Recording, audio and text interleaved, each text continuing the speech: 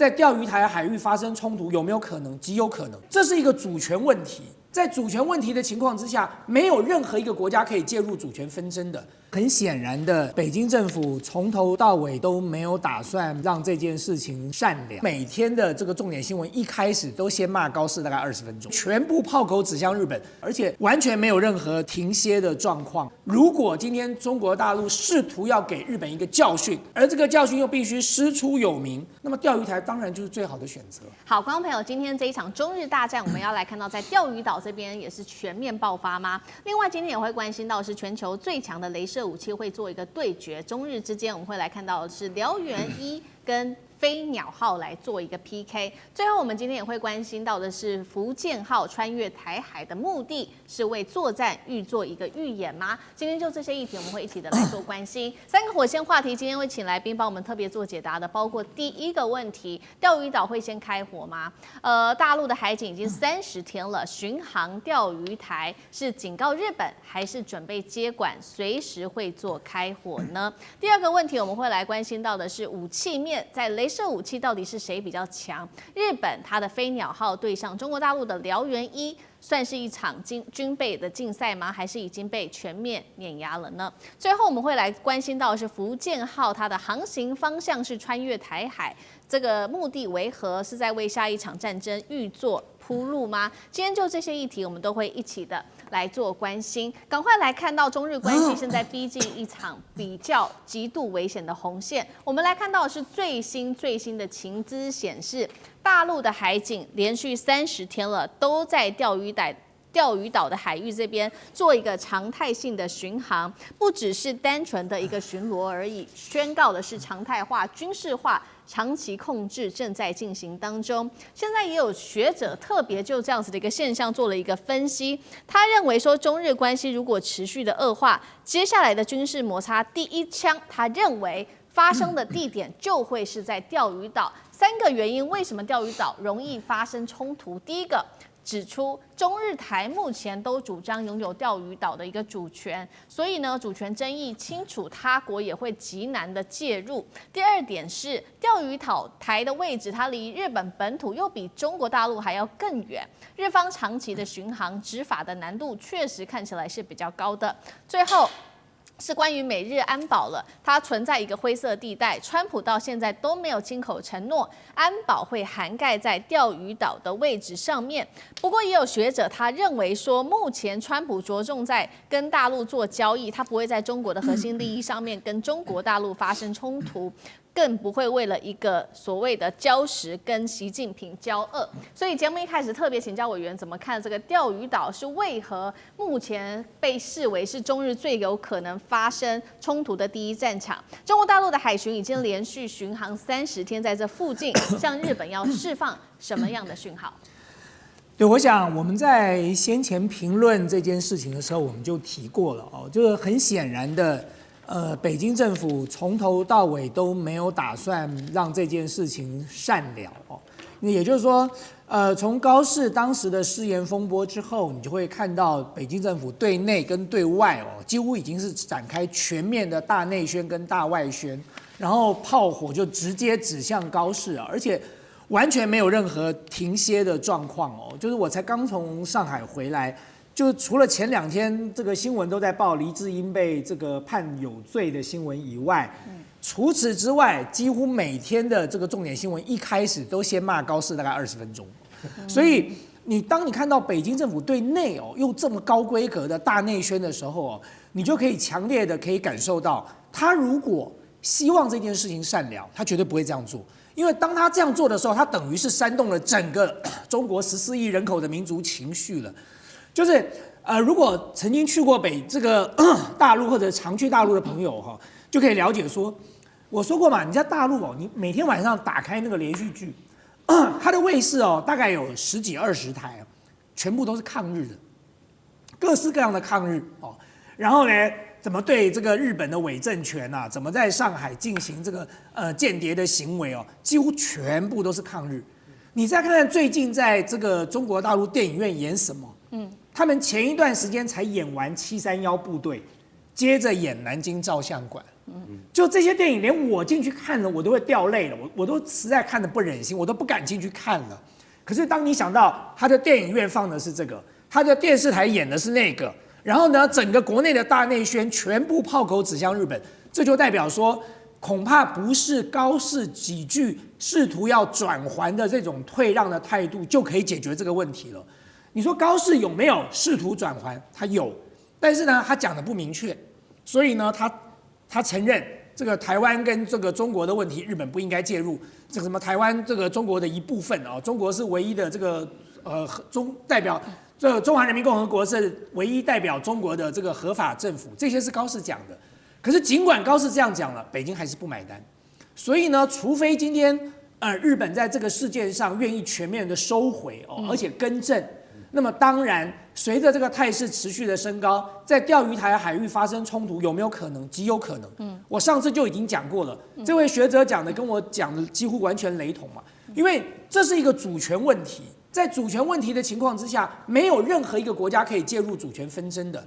就你现在看到泰缅打成这个德性，你有看过哪一个国家可以介入帮泰国或帮缅甸吗？它就是一个主权纷争的。主权纷争在全世界每个角落都有发生。但是这种小规模的冲突，其他的国家，除非你也有宣告主权是这个属于你的，否则你要介入实在是太难了。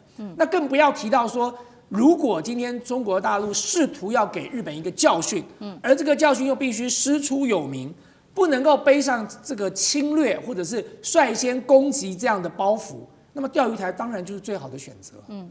好，目前我们现在看到的是来自于中方的动作，就是在钓鱼台这边连续的30天的巡航。那日本现在面对这样子的一个态势，它一方面也持续的是在升高冲突嘛，因为它现在目前是在琉球离岛，也就是日本这个所称的冲绳部署了雷达的部队。那另外一方面，除了雷达部队之外，它还高调释出它的这一款武器，雷射武器，它是叫做飞鸟号，搭载100千瓦的一个雷射武器。那中国大陆今天我们说会做一个 PK 嘛。大陆的武器最新一代的是它的燎原1高能雷射系统，它现在目前性能是比较明朗的。我们看到这个表格目前来看到它的射程是20公里，是一个比较具体的一个数字。那日本没有公布，那它的性能还包括5秒内可以熔毁超音速的飞弹导引头，所以我们特别请将军来带我们看日本把它的雷达跟雷射部队放在冲绳离岛，会对解放军造成什么样子的压力吗？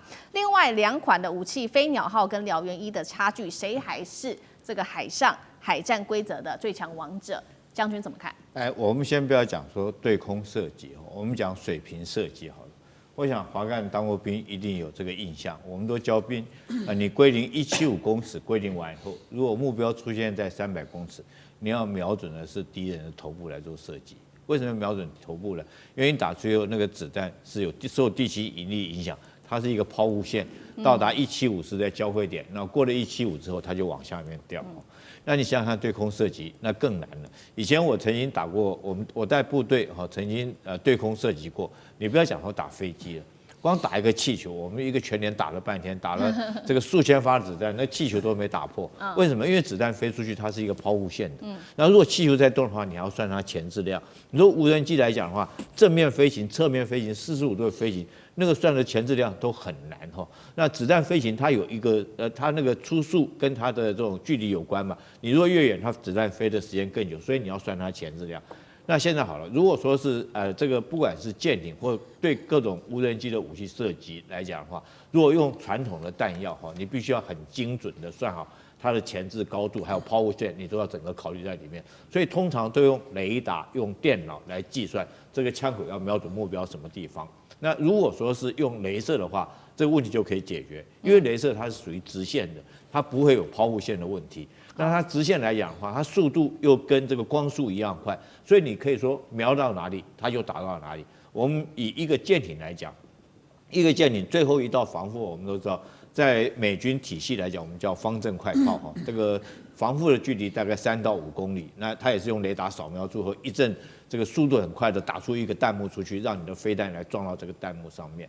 那这个解放军他们用的是1130快炮但是这些毕竟是弹药，那你的距离射程有限，因为你子弹的射程受限于这个，所以现在来讲最好的方式就是用激光武器。第一个，它是用光，它是走直线，而且速度又很快，可以很快。那解放军在这方面来讲，它已经有很长足的进步，而且已经用在实战方面了。我们不要讲这是燎原1号，我们讲之前他卖给中东沙特的叫做极近狩猎者，就是一种激光武器。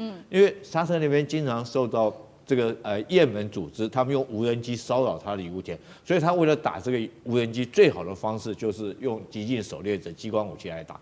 但激光武器极近狩猎者在那个时候，因为受到沙漠这沙尘的影响，因为它毕竟是一道光嘛，这光如果说碰到风沙或者是云雾或者雨水等等来讲的话，它的效能就会失去了。所以，但是他继续后面的研发以后，他发明了所谓燎原1号。那我们目前看这个数据，如果跟日本的飞鸟1号比较起来的话，它300 kW 对100 kW。那功率越大，代表一个就是它射程可以越远，可以射程越远。那它目前来讲是说20公里。那如果按照这个比例来讲的话，日本飞鸟1号100千瓦的话，大概我想最多就是这个6到8公里左右，按照这个比例。第二个来讲的话，瓦数越高，它销毁的速度，它溶解的速度会越快，它就是将你的弹头溶穿烧毁掉。那按照燎原1号，它的20公里。它大概瞄准一颗导弹，将它烧穿大概要5秒钟，它一直盯着它，一直让大概烧5秒钟，将它烧毁掉。那日本的这一款这飞鸟号上面来讲，如果说是它功率不高的话，如果说是要超过10秒钟以上，你才能够将弹头烧毁的话，那你就很可能脱锁，你就不见得会烧毁。那除非说是这颗导弹距离你的距离更近，你才有可能在短时间之内将它销毁。那第三个，我认为说燎原1号为什么优于日本的飞鸟1号呢？因为它已经实战部署了，它已经摆在它的07这个2栖登陆舰上面这个叫做4明3号。那各位可能很有趣，为什么摆4明3号？为什么不摆更强大的055福建舰这些军舰？因为4明3号07是船坞登陆舰。那船坞登陆舰你知道吗？它在登陆的时候，它一定要停在所谓的换乘区，就是大船换小船的地方。它会在那边停留时间很久，而且它这个周波的时间距离大概10到20公里，也就是说这个距离来讲，会被守备部队来讲用无人机攻击的距离。第二个来讲的话，你在那边停留时间长，就很容易遭受到守备部队用这个火炮对你来攻击你不能说停到那边马上就走，你很难闪躲，你又在那边停到所有大船换成小船，所以我觉得这种武器放在4明3号，它当然就最符合它实战的需求，因为这条军舰要在那边做2栖登陆，它可能要在那边停上1个钟头。那在这种状况，遭受到无人机或者导弹的攻击几率最大，而且它的距离岸边的距离又最近。这时候如果说它有这种燎原1号这种雷射的武器，可以对它做最后一道的防护来讲，不管是对导弹或者是说这个无人机都可以达到很好的一个防护效果。所以解放军已经实战部署了。那比起日本来讲，现在还是实验的阶段。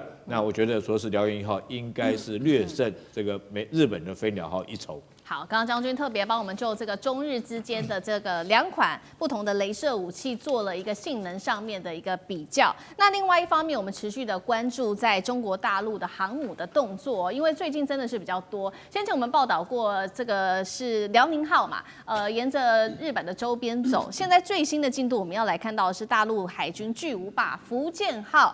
这一回呢，16号被直击了，它航经了台湾海峡。目前的状况来看，甲板上是没有任何的舰载机的，但是外界也开始做解读，它的目的是要北返长兴岛进行缺失修正吗？但是重点也不是飞机本身，而是它这个航线本身被视为是具有在军事跟政治上面的意涵。那他们也认为这个是在实战前面的一个航线模拟的演练，是这样子吗？干哥怎么解读？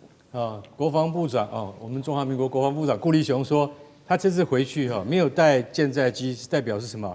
代表他回到长兴岛的造船厂进行缺失改正。这种话不是一个就说没有，他根本没有接触过军旅生活的人讲得出来，那是幕僚告诉他的。他知道什么叫缺失修正。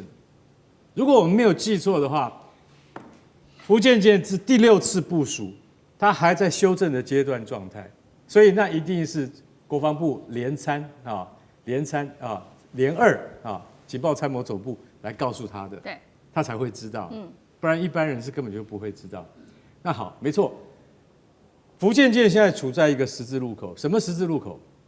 也就是你现在高市早苗的这些言论，代表不仅仅是钓鱼台，甚至是台海，都可能面临直接而显而易见的动员，或是危险，不管是任何情况，所以它代表着什么？它代表新一代航空母舰的电磁弹射系统以及它的舰载机的系统完备，是不是可以达到可以担负起作战任务？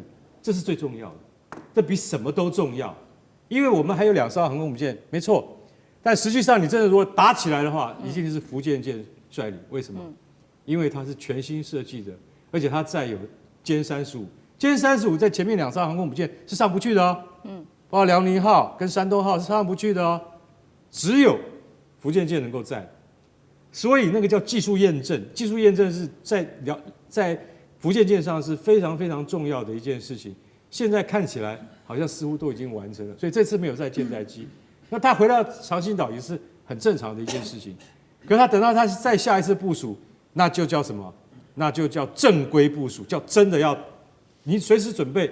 正规部署的时候就是干嘛？有任何风吹草动，你就要准备你的飞机是要去打的。现在大家都是演习，现在我的歼15或歼16飞上天，跟你日本航空自卫队的对阵，即便真的开了火控雷达，那都是一种试探。可是你随时要准备，不是试探，要真打。所以福建舰它已经到了一个阶段了，它越过这个阶段之后，它只有往前冲了，没有回头路了。那你现在我想请问一下，海军现在到底有没有准备好？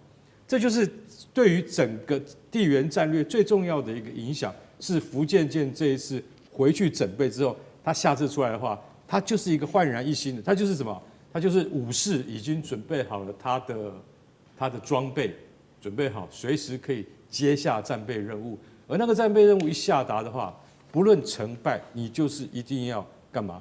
去达成任务。所以福建舰这一次的这个返回母港，其实大家不要看很来来去去，好像都是常态，不是常态。它下一次部署，它一定要完成战备，这是它最大的意义所在。好，观众朋友，今天持续来关心在中日的这一场争议哦。钓鱼岛现在是战云密布了，中国大陆的海警机炮舰驱逐日船。等一下我们会持续的来关心，包括美国智库也开始做了一场新的兵推，等一下都会一起的来做关心。今天3个火线话题，我们会请来宾来帮我们特别做解答。第一个，我们来看到的是北京对日现在是实施最后的军事通牒了吗？最新消息，4艘的中国海警机炮舰已经长达3个小时的时间，持续的压制日本的船只。钓鱼岛现状是否已经被改写了？日本还会继续的挑衅下去吗？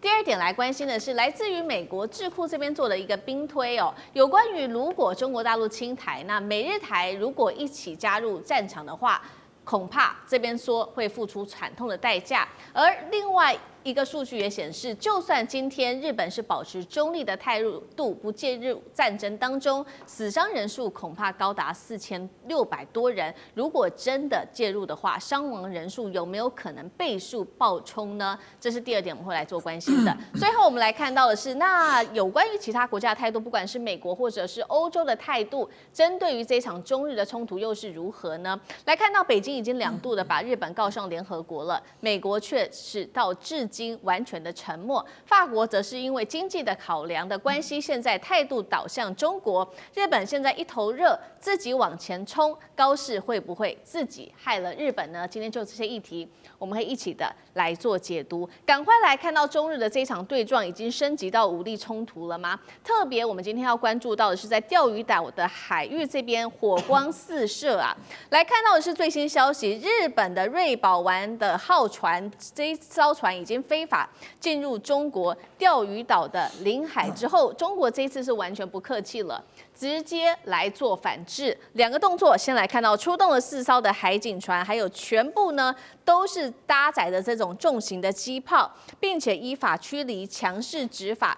刚刚提到了3个小时持续的压制日船，中国海警的发言人也最新特别提到了，他说钓鱼岛跟附近的岛屿是中国的固有领土，日方你必须要立即停止一切任何侵权挑衅的行为。反观日方的方面，只能现在是求于这些外媒来特别做报道，说中国大陆侵犯了领海。但是我们来看到实际的数据，中国海警今年已经29次了，持续的进入钓鱼岛的海域之内，而且是连续18天都是存在的。国际是这样做解读的，中国这一次对于日本已经不再只是一个示警了，是一种宣示一个新的状态。钓鱼岛，换句话说，中国认为是自己说了算，要日本别再做梦了。节目一开始特别来请教委员怎么看了？4艘中国的海警船机炮全部都架好了，现在是准备要武力来实收钓鱼岛的意思吗？未来中日海象摩擦会不会看起来往越来越频繁的方向来做发展？委员怎么看？对，我想钓鱼岛事件的发展到现在你只能说是日本政府活该就原本他说台湾有事就是日本有事，现在台湾还没事了，日本就先有事了。那么这关键就在于高市早苗自己的失言风波，那么他迟迟到现在不愿意收回他当时错误的言论。可是对北京政府来说，很显然他们不会善了了啦。那么我曾经提过说，前一段时间我在这个上海，我看到了中国大陆几乎所有电视台每天晚上的这个夜间新闻的报道，先骂高市早苗20分钟，然后接着才报其他的新闻了。你要知道，当所有他的文宣机器都展开的时候，代表14亿的人只要打开电视看到的都是同样的内容。那你更不要讲在过去这几年我想大概过去10年、15年吧，你到中国大陆去你打开每一台的那个晚上的卫视的这些这个陆剧大概有80%都在讲抗日，就是怎么样抗日，怎么在上海对付这个伪政权，怎么样对付日本的间谍，他讲的都是这个内容所以其实中国大陆的人民对日本的这种国仇家恨是从来没有忘掉的。那再加上这一次这个北京政府又敲锣打鼓的这个拉高分贝、提高知识，在国内做这么大广泛的这个宣传那当然你就激起了很强烈的民族主义啊。那么在这个情况之下，如果今天这个高市早苗的失言风波没有讲个清楚、说个明白分辨个是非的话，其实坦白讲，你北京政府怎么对内交代呢？所以你反过来说，当他敢对内采取这么大动作的来做文宣、来做诉求的时候，其实他就已经打算这件事情一定要给日本一次痛击，一定要叫日本想办法把这句话吞回来。那为什么呢？其实最主要的原因是因为骨牌效应嘛，就在这些年来，你看到西方国家、美国的这些盟友不断的在玩擦边球，不断的在做一些这个当时的什么2758号决议文的解释台湾地位未定论，每一个国家都在干这件事情。你看到美国这些盟友都在玩这个把戏所以其实坦白讲，对北京来说，他就是挑一个最欠揍的打一顿就对了。你说要去修理德国、修理法国，可能有点累又有点远，打日本刚刚好就在隔壁了。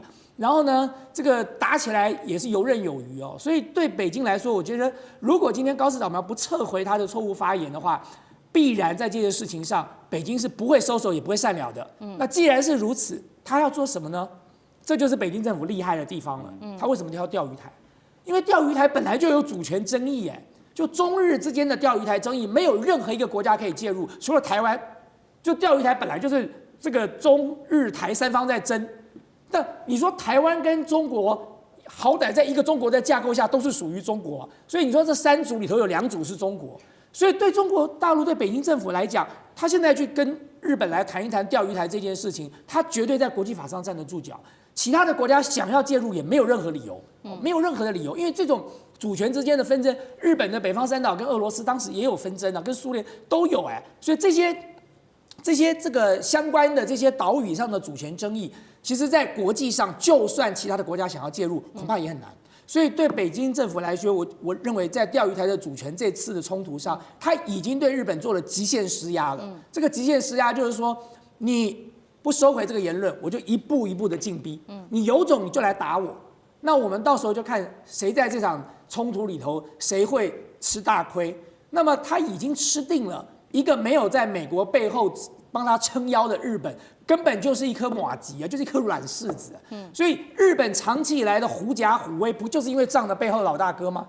可是北京政府在这个时刻已经跟川普打过招呼了，所以你会看到美国在这一次的这个发言其实是很谨慎的，而且很低调的。对。那么甚至川普在第一时间打给高市早苗，我也不认为他不会提这件事情。那你就要看高市早苗愿不愿意在这件事情上退让了嘛。所以我觉得对高市早苗来讲，他当然极有可能是利用美国。大家外表看起来说他是为了配合美国演这出戏嘛，可是我现在看起来他极有可能是为了利用美国，因为呢他想要修宪，他想要放弃这个无核三原则，可是他必须要找个借口，所以他要借这件事情来完成他所谓的这个日本极右翼的使命哦。可是当美国老大哥不买单哦，美国老大哥没打算自己涉入这趟浑水当中的时候，那你就要看日本政府自己怎么收摊了。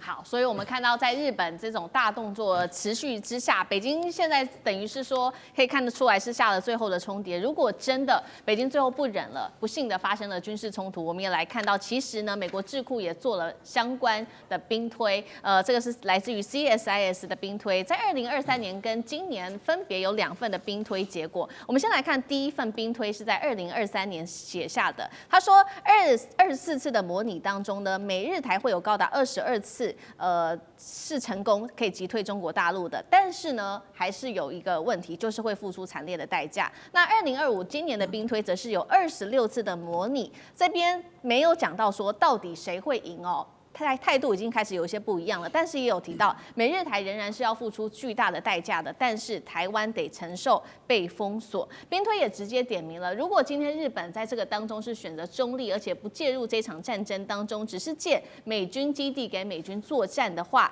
也会有4662人阵亡，但是没有提到说，如果今天日本真正的介入在这场战争当中，这个死伤人数有没有可能倍增？这个是完全没有提的。我们就来看，如果真的发生的话，日本真的介入的话，会不会死伤人数是好几倍？我们从这个 CSIS 报告也特别来看，是不是有美化这个数字的可能性？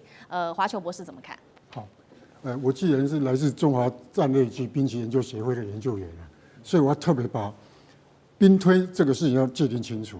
兵推的话，就我们早年在军事方面的话，它是要具备一个兵棋台。兵棋台上面要布满所有的兵棋符号，然后呢，战斗地基线要画得非常清楚，然后呢，所有的道路都很清楚，兵力、火力部署都有一定的兵棋的符号在上面。但是我就这个 CSIS 这个来看这个它应该不严格讲应该不叫兵推，叫状况推演，就是就政治、经济、军事、心理这4个是美国克莱恩博士早年评估4大国力来评估。所以他这个应该严格讲，应该叫政军经的状况推演，而不是我们真正军事的兵推，这是第一个决定。那么，他说日美台22次击退北京，我觉得因为我没有看到他的想定，真正的兵推是有想定的，我没有看到真正的想定，也没有看到他的作战计划，也没有看到情报官的情报的这个判断，所以要22次击退北京，我认为这个难度非常的高。北京不是纸老虎。北京现在的国力、军事力量是全世界排名第2，仅次于美国，还在俄罗斯之前。那么，这是不是这个刻意的美化？其实以军事的状况来讲用美化这个词是比较一般的说法，应该叫做事实的战况的陈述。战况打到什么程度？这个战况是焦灼或者是崩毁？那么看起来，如果照 CSIS 这样讲说22次击退北京，那这个战况一定是非常的悲惨，甚至于不敢说是全歼，但至少是重大的伤害。我认为如果就军事来看，他连要转进的机会都没有，退却的话也很难。是不是要采取逐次抵抗？那也不容易。为什么？因为你既然是22次被击退，那么表示你的兵力火力受损的非常的严重，现场的作战指挥官应该没有能力继续指挥这个部队，而且呢，就这个状况判断，增援的部队来不及投入，增援部队就是预备队，预备队投入有一个最重要的原则叫做扭转战局。那看起来如果22次连续被击退，好，那可能这个我认为这个可能性不高。而且我补充一点其实因为在过去这段时间，我有特别关注 CSIS 的相关的一些内容他其实讲的就像刚才这个华秋哥讲的，他讲的很隐晦他其实从来没有把真实的状况讲清楚的。可是在这个隐晦里头，就包含很多外交辞令大家要注意2句外交辞令。第一次的2023年版本，他说要付出惨烈代价。对，这个惨烈代价有多惨烈呢？我曾经看过 CSIS 报告内容，其中有一次，美国要损失2个航空母舰战斗群被击沉在太平洋，然后要死伤几万人，然后台湾是一片焦土，整个台湾的这个陆军损失惨重那么这个他们叫做惨胜就是说好不容易打赢了。那这种情况，什么叫做惨烈代价？我要问的问题是，日本要不要付出这个惨烈代价？美国要不要付出这个惨烈代价？台湾有什么理由要付出这个惨烈代价？你看25年的版本讲的一样，26次他说要付出高昂代价。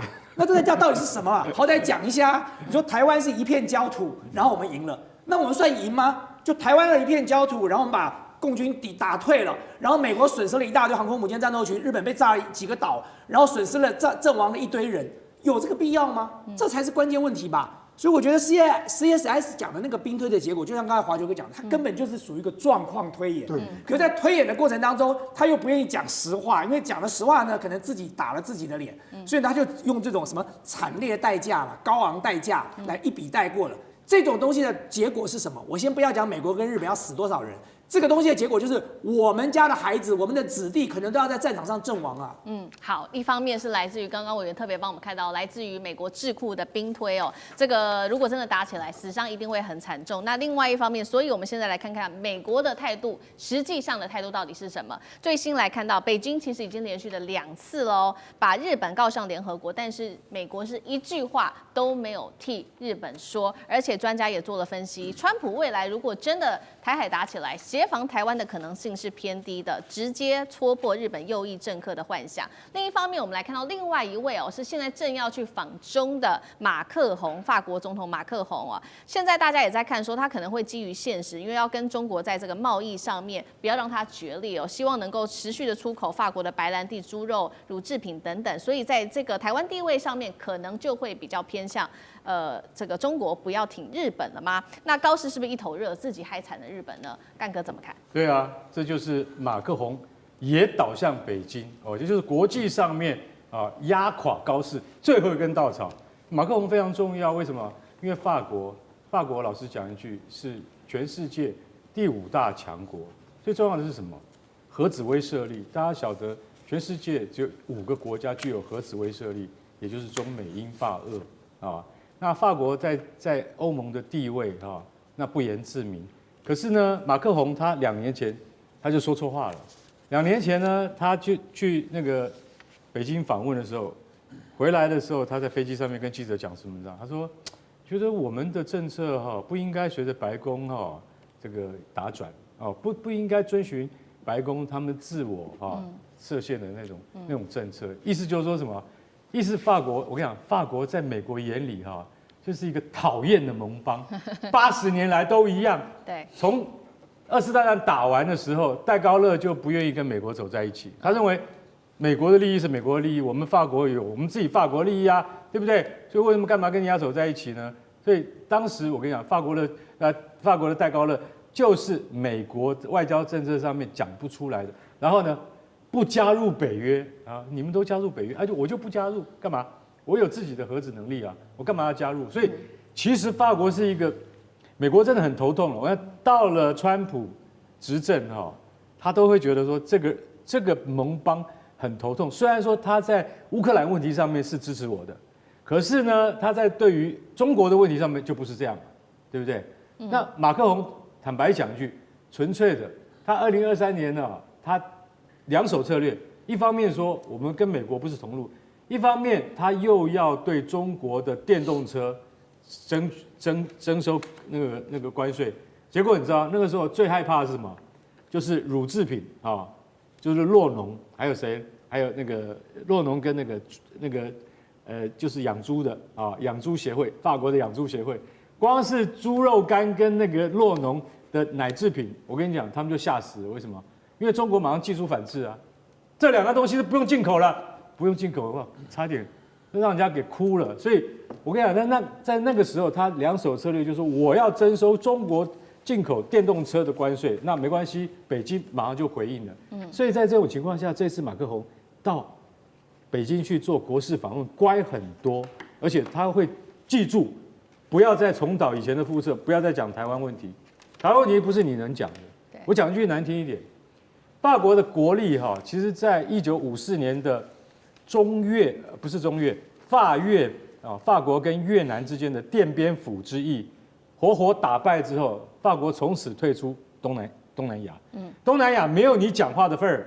为什么？因为你根本你的国力从几十年前到现在，你也没有能力去过问东亚的事情。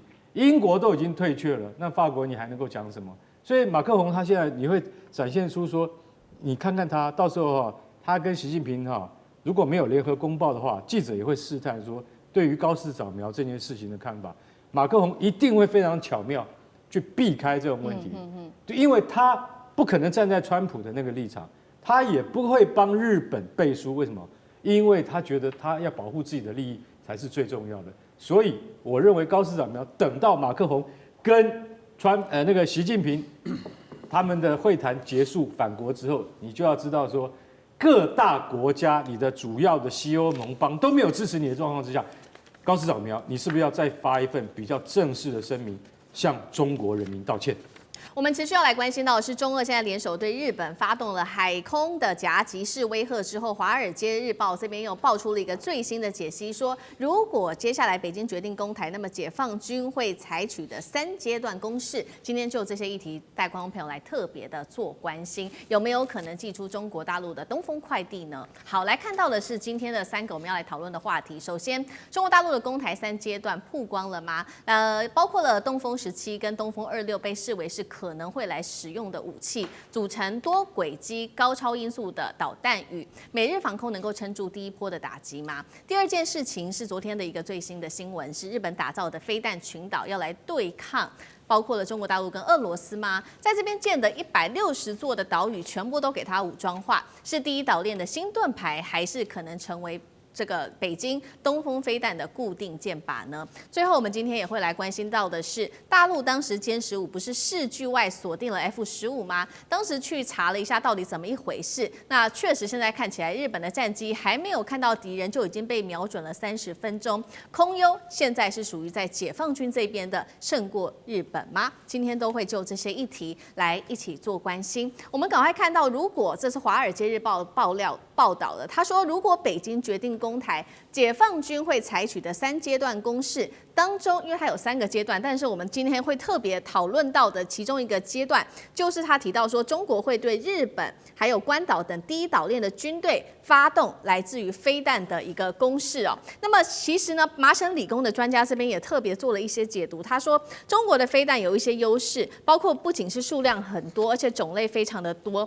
美军的防御系统呀，要小心来应对了，因为它的飞弹有不同的轨迹、不同的方向、速度跟类型等等。第一波还可能会遭遇到北京的东风17，而且最致命、该担心的就是来自于东风26飞弹的一场攻击。好，节目一开始要请教舰长怎么看了这些飞弹攻击到底有多难应付？东风17跟东风26刚刚提到的2款飞弹，为何会在这个时候被媒体特别点名？舰长怎么看？首先我要说，我这一辈子就是军人嘛，就在研究解放军。那最近我觉得两岸局势越来越紧张，所以我现在花了很大的精神在研究两岸如果打起来会怎么样。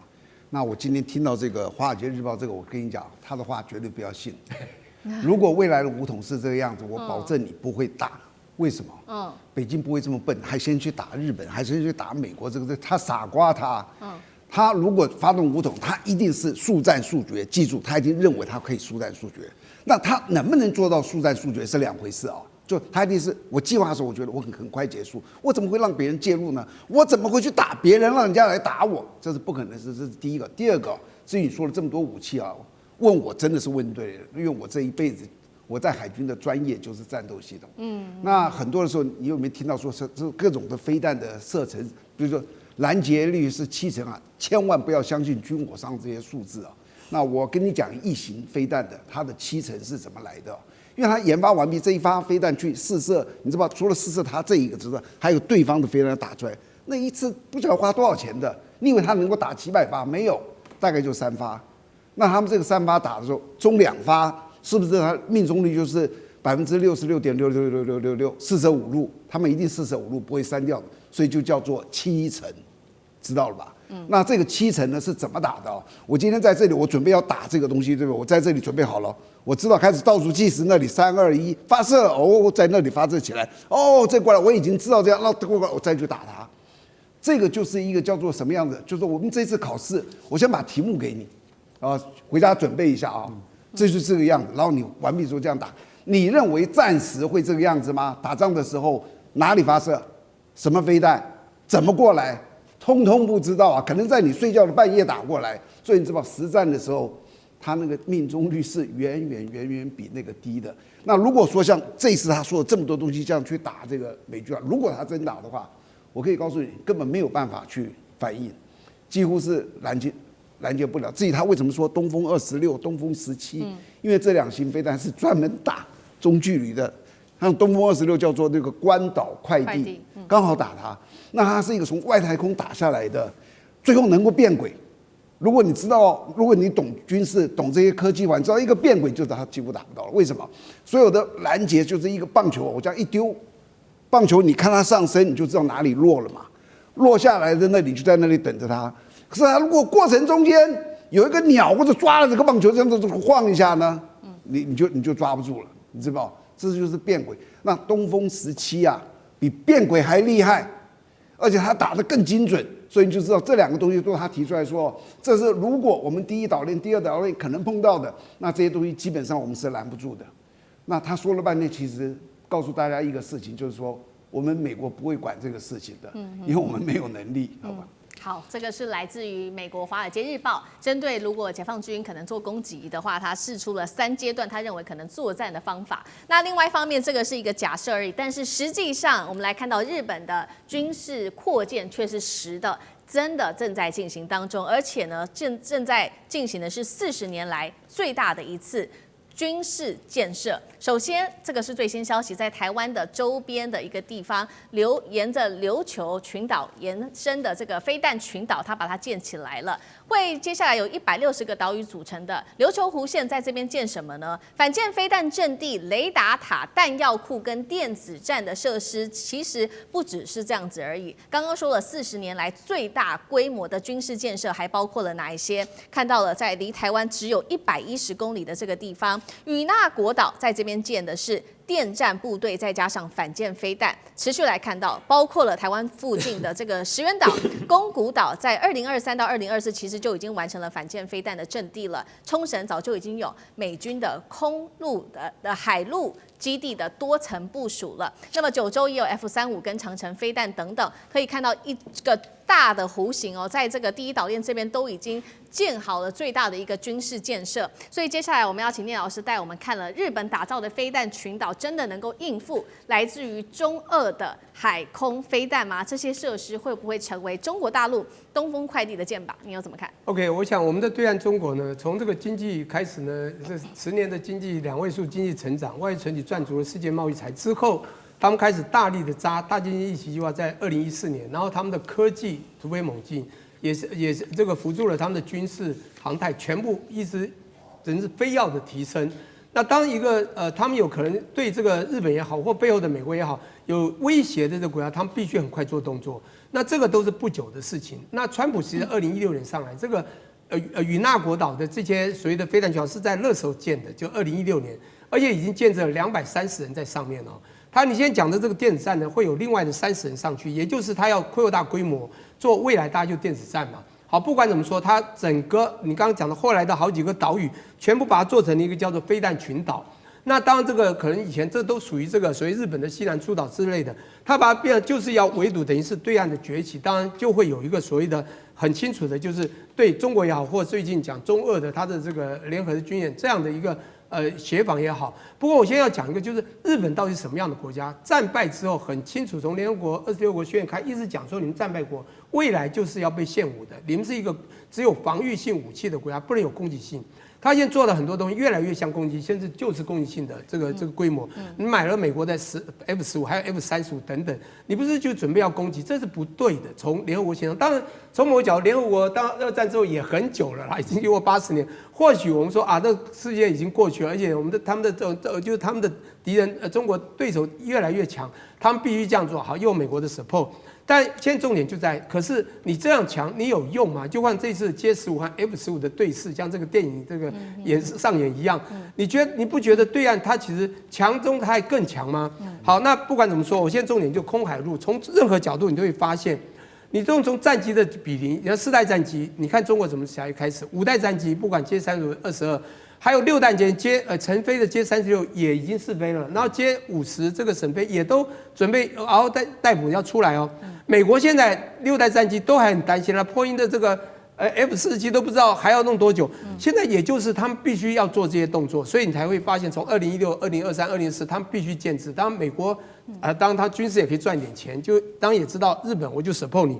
但重点就是到底这些威胁对岸有没有威胁？当然会威胁到，就是他可能要花更多的力量来跟你对峙。不过从军事实力来讲，我们可以看得出来，这背后有一个很重要的东西。我们讲空海陆或者各种东西之外，最后有一个很重要的东西要 back up。我们不能否认，日本过去是一个科技强国，也是一个资本大国。对，70年、80年代，你的电器、汽车都很强。对。可是你知道，中国在2014年、2019年、2023年所丢的大基金1期、2期、3期计划，从 AI 5G 先到6G 到它的半导体晶圆，你知道这国家花了多少钱？你知道他们的制造业是全国布局的。美国的科技只有在矽谷，很多很优秀的人去创新，搞那个而且是民间企业搞创投，把东西一个一个扶持起来，甚至支持了军事国防，但是还要民间跟国家还会有些争议，像 Elon Musk 跟川普也会分离啊，也会吵。中国不一样，它是全国扎这个基因计划，而且每个地方都有制造业 spread out 非常普遍。更重要的是，它科技每个地方都有，从安徽到贵州到哪里都有。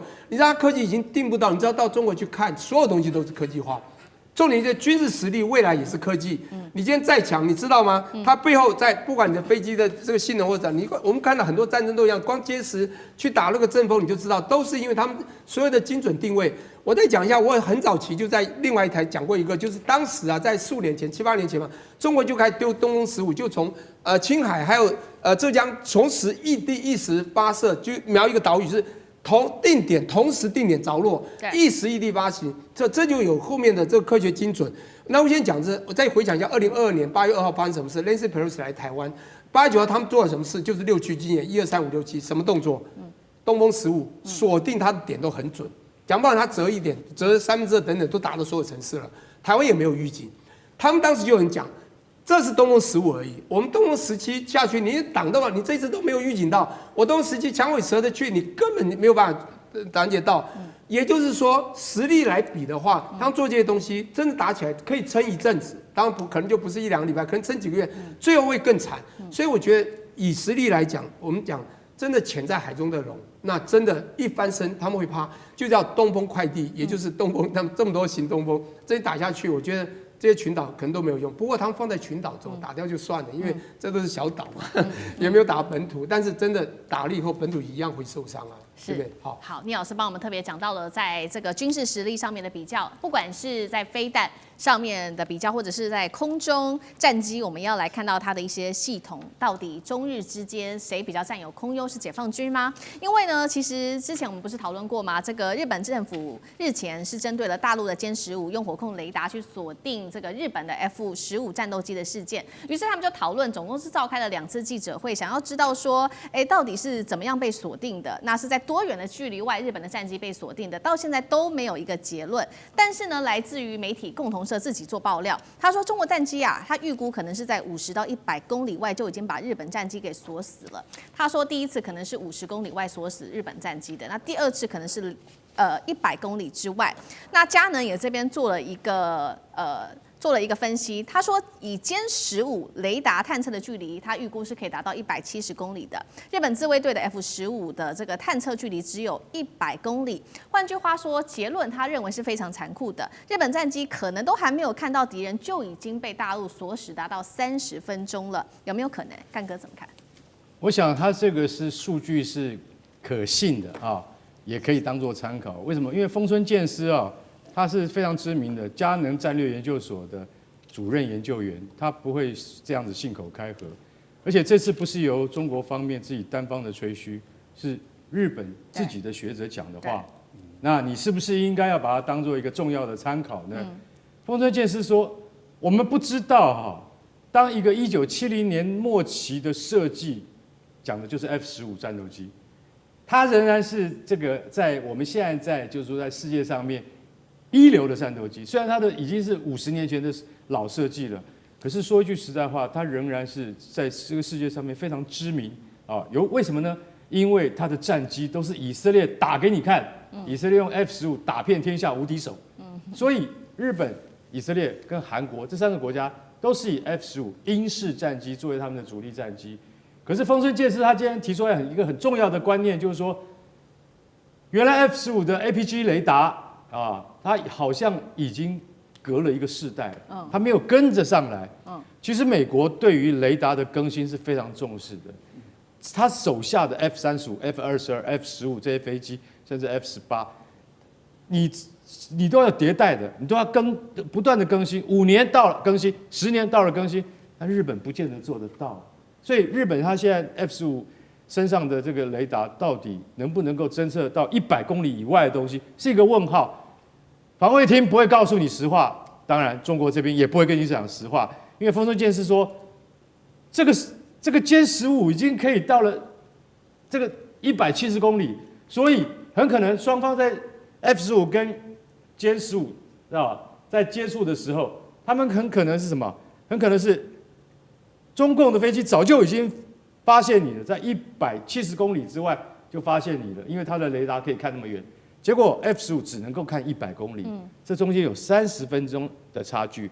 其实我觉得30分钟是一种夸大，不会那么久。但是意思是说，我先看到你，在空战中，我先看到你就赢了，就赢一半了。只要我先看到你，哪怕是10秒，我就打赢你了。所以他这个学者提出来的忧虑就是说，我们的雷达是不是落伍了 ？F-15号称当年是上帝的坐骑，什么叫上帝的坐骑？就是说，没有人打赢的，没有人可以打赢我，然后去把它履行实践的，叫以色列空军打遍贝卡山谷，然后整个中东没有一个国家，叙利亚、伊拉克没有一个人敢跟以色列打。现在日本也是这个飞机到底打得赢打不赢歼15或歼16，变成日本的忧虑。我认为说他这个时候提出这个问题来非常适合，也就是说，未来中日之间的空中平衡是不是它的倾斜已经真的导向另外一边，而不再是日本这边了。地缘政治、美中之争、战略价值、强权崛起、小国生存，现在与未来洞悉事件走向，掌握世界脉动，全球观点。